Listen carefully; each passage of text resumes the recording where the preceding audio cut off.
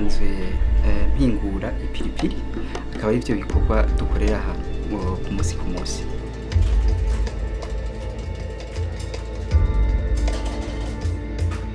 Ndi mu wa nyuma muri university, natanguye kwiyumvira icyo ndi bukore kugira bwa mbere jewe ninaheza y'amashure nzobe mfise akazi kanje.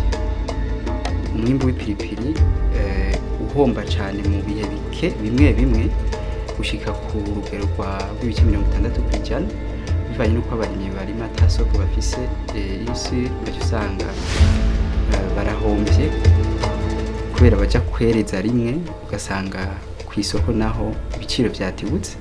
Turarondera ingene rero torera inyishu iyo kibazo mu gutanguza ihinguriro hingura amapiripiri, umurimyi akaronka akarusho kandi igiciro ciwe kikama kidahinduka.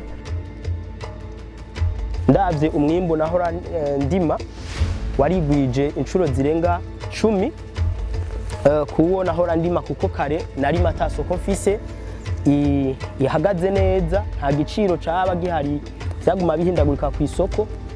Twagiraniye amasezerano hama dutangura kurima dufise aho dushorera igiterwa cyacu c'ipiripiri. Ngitangura nta buryo nari mfise, nibuka ko nari natanguye akazi ahantu mugabo, nubwo nari mwako kazi numva ntari mu bintu vy'iwanje, rero nca mpitamo kugaheba atanamezi menshi ahetse.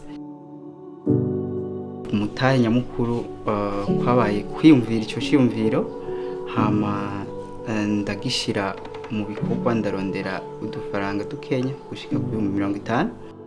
Munyuma niho twaza twumva ko hari ikigo paeje cyavutse mu mugambi w'umukuru w'igihugu wo guteza imbere urwaruka.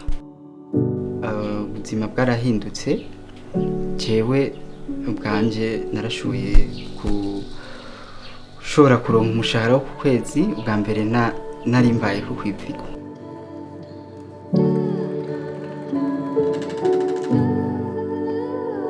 Narashoboye kugura ibikoresho, imashini na cane kuko niyo nyamukuru kugira tuduze umwimbu. Aho umugambi paeje uziye, imashini dufise ubu twazanye yoyo yarashoboye kubishobora kugira amaritiro ashobora gushika ku 2,000 mu gihe dufise umwimbu ukwiye w'ipiripiri. Umugambi paeje uje, hariho abo dukorana ku munsi ku munsi, abo barashika kuri 7.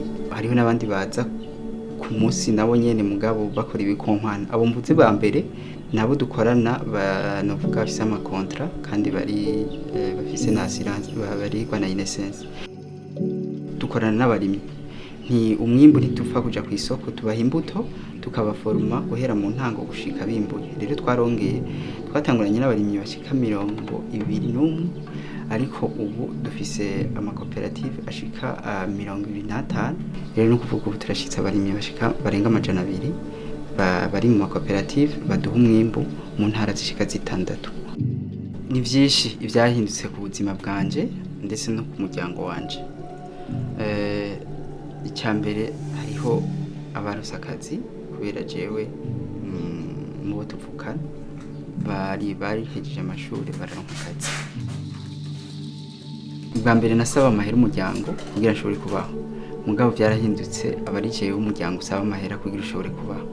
Ni ukuvuga nasubiye kuba umwizero w'umuryango, guhemba abakozi, kurihira amashuri abo tuvukana, kandi neza ko ari ikintu jewe gikomeye kuri jewe.